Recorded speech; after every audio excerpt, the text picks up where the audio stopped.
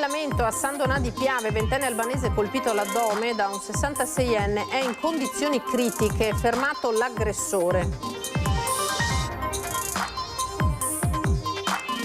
Siringhe, droga, rifiuti, escrementi, odori insopportabili tra Mestre e Marghera, paura al sottopasso di via Giustizia, le immagini di un telespettatore e il suo appello.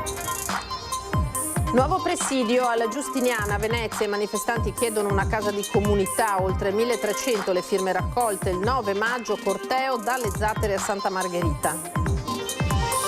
Il Veneto, primo in Italia per tasso regionale di trapianti. I dati record presentati dal presidente Stefani e dall'assessore alla sanità Gerosa giovedì 16 aprile, Donation Day con punti informativi. 174esimo anniversario della fondazione della Polizia di Stato. Il questore Sbordone, è doveroso ricordare i caduti, ma in contemporanea molti agenti disertano la ricorrenza. No a eventi elettorali negli spazi ecclesiali, così in una nota il Patriarca di Venezia invita a mantenere estranei a qualsiasi iniziativa legata alla competizione politica.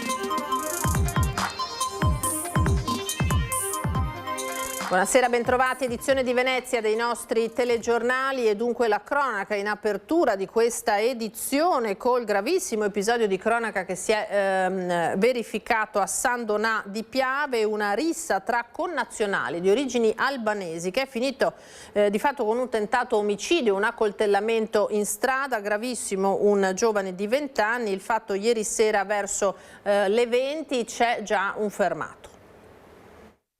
È in fin di vita il ventenne accoltellato all'addome in strada da un 66enne a Mussetta di San Donà di Piave, qui lungo via 90, all'altezza del civico 79. L'accoltellato aveva accompagnato un amico arrivato con lui da fuori regione a trovare la sorella trentenne per calmare il clima di tensione creatosi tra lei e il marito di 40 anni. Durante la visita è scoppiata una lite familiare, degenerata con l'arrivo di una quinta persona, pare il suocero 66enne della ragazza, tutti connazionali di origine albanese. Dalle parole anche pesanti si è passati alla rissa anche all'esterno dell'abitazione. In questo contesto il 66enne ha impugnato un coltello da cucina e ha colpito il ragazzo all'addome. Il ragazzo sanguinante, dalla ricostruzione che siamo riusciti ad avere, si sarebbe poi avvicinato alla costruzione che vedete alle mie spalle, dove c'è una pizzeria al taglio. Lì sarebbe stato soccorso, sono stati chiamati i carabinieri che sono intervenuti immediatamente sul posto e grazie alle indicazioni raccolte hanno anche arrestato immediatamente il responsabile, evitando così che il fatto potesse anche essere ancora ulteriormente aggravato. Il ventenne, soccorso dal SUAMI 118, è trasportato d'urgenza in ospedale in condizioni gravissime. Il 66enne fermato, come detto, dai carabinieri di San Donà di Piave con l'accusa di tentato omicidio. Indagini in corso. Siringhe, stupefacenti, ma anche rifiuti, escrementi e odori insopportabili. Siamo tra Mestre e Marghera. Arriva la denuncia di un giovane lavoratore che stamattina ha filmato la situazione al sottopasso di via Giustizia. Ma è possibile che la gente che quotidianamente percorre questo sottopasso per recarsi al lavoro deve fare lo slalom tra siringhe e resti di festini notturni? Siringhe appena usate, resti di droghe e di cibo, vomito, escrementi e un odore fetido che rende l'aria irrespirabile. E la situazione nel sottopasso di via Giustizia collega l'area della stazione ferroviaria vicino alle vie Trento e Milanese con la zona appunto di via Giustizia a Mestre e Marghera. Collegamento trasformato in un luogo di degrado, abbandono e autentico pericolo. A documentare tutto è stato questo lavoratore, per timore di ritorsioni, poiché attraversa il sottopasso più volte quotidianamente, di giorno come di notte, ha chiesto di restare anonimo. Di notte è una cosa ingestibile, ci sono dalle 7 alle 15 persone stanziali che fanno uso di sostanze stupefacenti pesanti con tanto di ago. Non è un bel spettacolo, specialmente per chi alla mattina usa quel sottopasso per recarsi al lavoro. Molte donne che usano quel sottopasso restano bloccate in attesa di qualche persona maschile che gli dia una mano ad attraversarlo. Le immagini mostrano un'area frequentata da tossicodipendenti con evidenti segni di consumo di droga e condizioni igieniche al limite. Io passo dritto, delle volte mi viene nervoso quando li vedo là, mi verrebbe da dirne 4, però mi tocca stare zitto, mangiarmela e tirare dritto, perché non si sa questi personaggi la reazione di queste persone. Un quadro preoccupante che riaccende l'allarme sicurezza e decoro urbano in una zona di passaggio quotidiano per molti cittadini. La richiesta: è possibile che dalla centrale operativa Smart Control Room, che c'è sempre, come almeno fanno sapere dal comune, una persona stanziale che vede le telecamere, non vede che in quel sottopasso in certi orari c'è gente stanziale e magari va là e le dice: ragazzi, non mi sembra il posto, sembra quasi che sia meglio che stiano là piuttosto che stiano in mezzo alle case.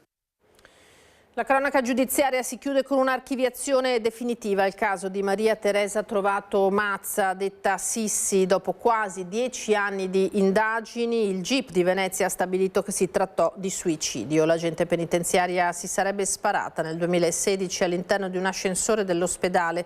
Secondo il giudice non esistono elementi o indizi che possano sostenere l'ipotesi di omicidio o il coinvolgimento di terze persone. Conclusione respinta con forza dai familiari, che parlano di un'indagine mai approfondita fino in fondo. Secondo loro la donna potrebbe aver scoperto attività illecite all'interno del carcere della Giudecca e per questo sarebbe stata uccisa. Andiamo ora al 174esimo anniversario di fondazione della Polizia di Stato. Il questore di Venezia, Antonio Sbordone, fa il bilancio dei primi mesi di attività dal suo insediamento. Abbiamo persone, colleghi che hanno indossato la nostra uniforme, che hanno perso la vita nel corso della storia della polizia, in tanti, lo ricorda il capo della polizia, 2555 caduti. In occasione della celebrazione del 174esimo anniversario della fondazione della Polizia di Stato sono stati resi gli onori ai caduti con la deposizione di una corona d'alloro al monumento loro dedicato, nella sede della Questura di Venezia. Non è retorica, effettivamente avere presente che il nostro servizio, averlo presente tutti i giorni, tutti i momenti, che il nostro servizio può comportare anche di avere degli incidenti, addirittura di perdere la vita, è un fatto da tenere presente perché ci aiuta e in qualche modo ci traccia la strada. Il questore ha fatto anche un bilancio dei suoi primi mesi in laguna. Che cosa ne ricavo da questo primo periodo? Una realtà bella e complessa, insomma. Bella e complessa perché sono presenti in una realtà come questa vari aspetti che corrispondono poi alle varie attività della polizia, e cioè appunto un centro storico da difendere, da tutelare, con una presenza che deve essere discreta e deve tenere conto però di tutte le insidie che ci possono essere in un posto come questo. Mi riferisco a insidie di criminalità comune e insidie di criminalità estremista o addirittura terrorista. La festa è proseguita a Palazzo Ducale con la consegna dei riconoscimenti agli agenti che si sono distinti particolarmente in attività di servizio.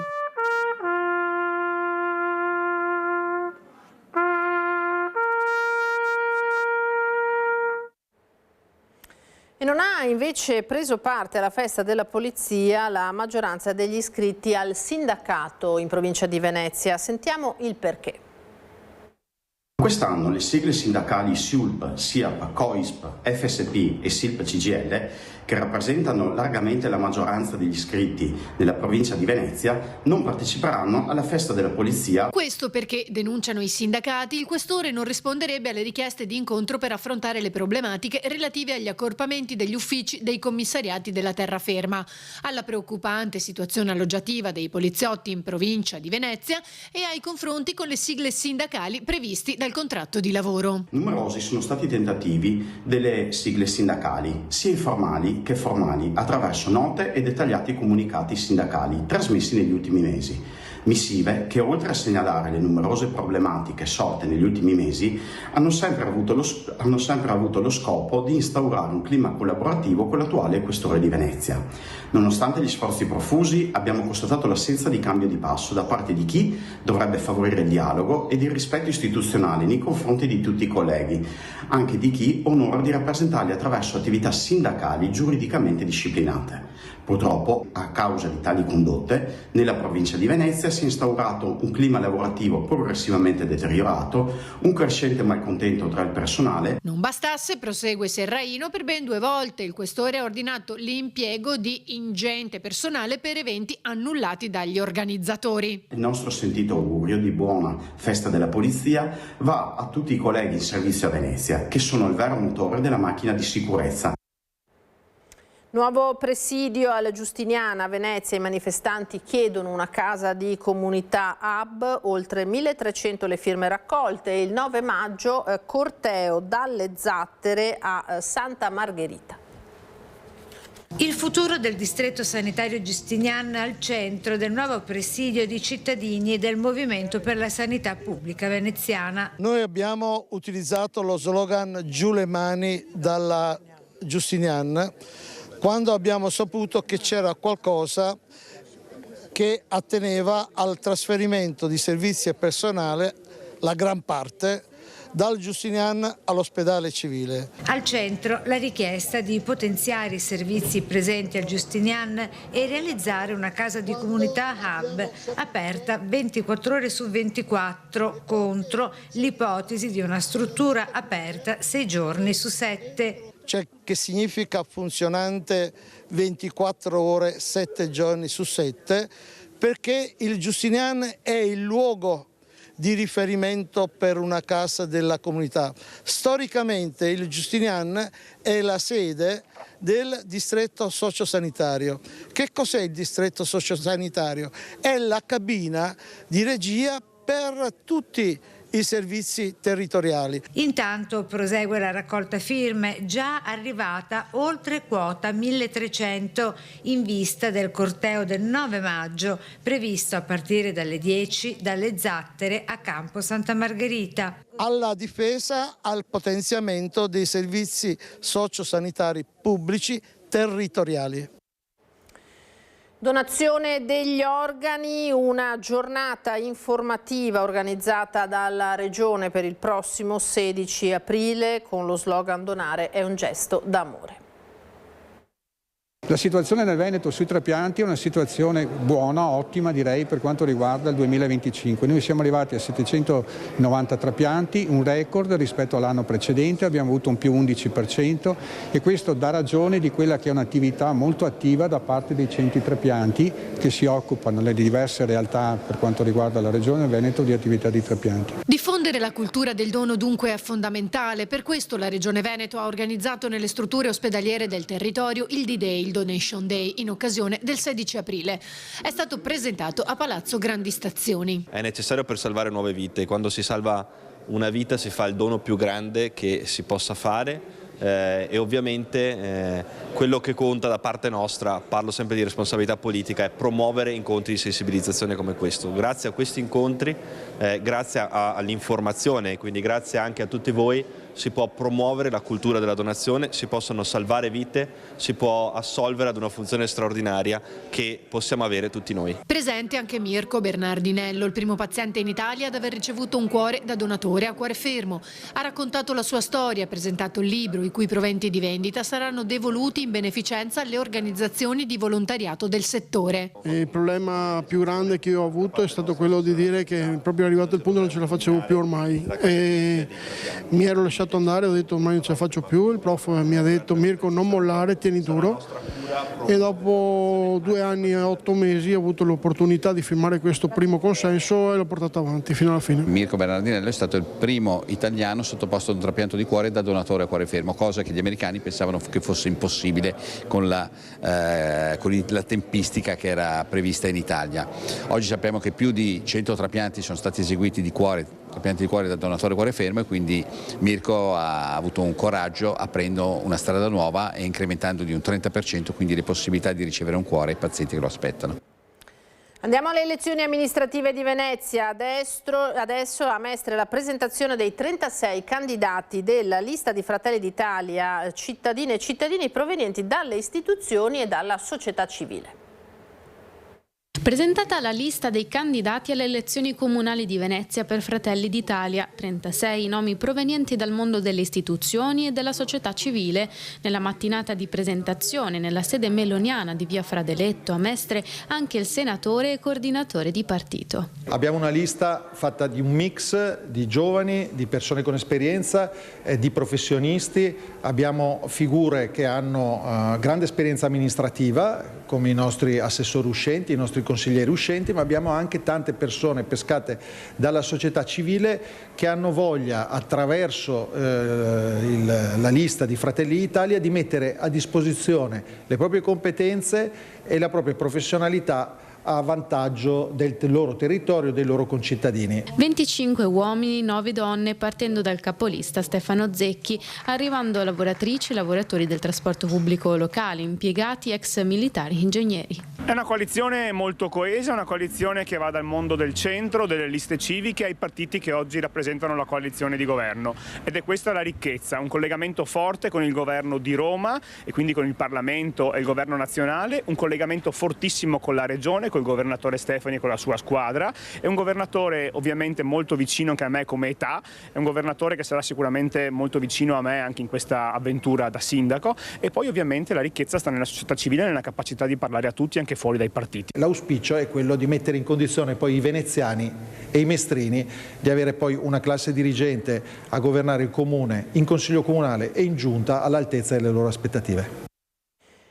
L'altro schieramento, dagli incontri nei quartieri alla rigenerazione urbana per giungere alla questione sicurezza, il punto di Andrea Martella, candidato a sindaco di Venezia per il centro-sinistra.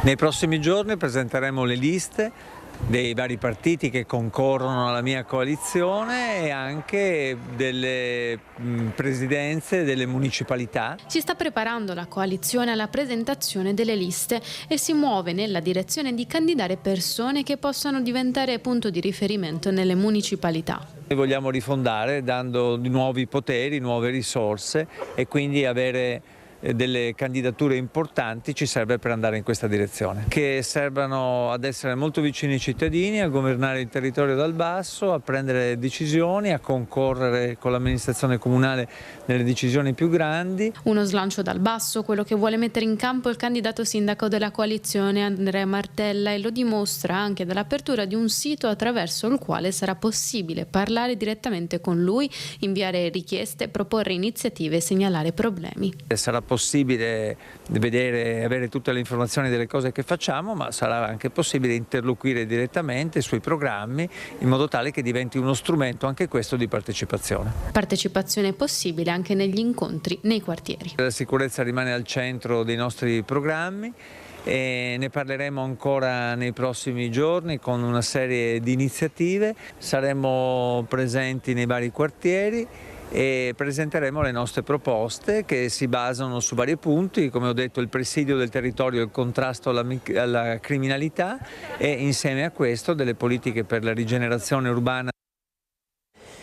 In vista delle prossime elezioni amministrative, il Patriarcato di Venezia richiama l'attenzione sull'uso degli spazi ecclesiali, invitando a mantenerli estranei a qualsiasi iniziativa legata alla competizione politica. La raccomandazione riguarda tutte le strutture diocesane e parrocchiali che non dovranno ospitare incontri elettorali, dibattiti, presentazioni o eventi che possano offrire visibilità diretta o indiretta ai candidati o alle liste. Si tratta, sottolinea la nota, di una prassi già consolidata, pensata per preservare la neutralità degli ambienti religiosi ed evitare possibili fraintendimenti o strumentalizzazioni in chiave partitica. In via Piave adesso i comitati e le associazioni presentano il calendario degli eventi della rete Riprendiamoci la città. Sicurezza, servizi di welfare territoriale, rigenerazione urbana e sociale dei quartieri per il miglioramento della qualità di vita di tutti. 5 cene di quartiere, 4 spettacoli teatrali, 4 presentazioni, 2 eventi letterari, eventi sportivi, 3 manifestazioni, 3 dibattiti, 3 incontri, una conferenza e 5 festival. È fitto il calendario 2026 delle iniziative presentate da Riprendiamoci la città, insieme di associazioni, gruppi e comitati da Via Piave a Marghera, da Chirignago a Zelarino. Sono oltre 30, ma il calendario si sta aggiornando con nuove associazioni che vogliono inserirsi. Si rivolge a tutte le nuove cittadinanze, come si dice, anche a visioni diverse, anche a modi e approcci di vivere il quartiere. Il senso comune è quello di organizzare eventi, specialmente in quei luoghi che vengono detti sofferenti e pericolosi, perché solamente riappropriandosi di questi luoghi si potrà vivere meglio e avere il vero controllo sociale. Ci saranno da qui ai prossimi mesi un sacco di iniziative, un sacco di momenti in cui trovarsi e provare a non solo immaginarsi un'idea di città diversa, ma proprio praticarla. La vera forza però di tutto quello che è Riprendiamoci la città è il lavoro quotidiano che si fa ogni giorno di ogni singola associazione, di ogni singola realtà, collettivo e comitato che fa parte di questa grande rete. Ci rivolgiamo a tutti i candidati, sono tutte associazioni e quindi vivono di volontariato, il capitale sono le persone, a bassissimo costo se non nulla per le casse amministrative e un altissimo valore aggiunto, perché quando si riescono a organizzare eventi come la cena di quartiere che porta 700-800 persone a passare una serata, è un bel momento di riappropriarci certi spazi. Il nostro invito è per la nuova amministrazione che verrà di sostenere in tutti i quartieri e moltiplicare gli eventi perché non sono sufficienti. Il telegiornale termina qui, grazie per averci seguito. Adesso le previsioni del tempo, a seguire l'edizione di Treviso. Arrivederci.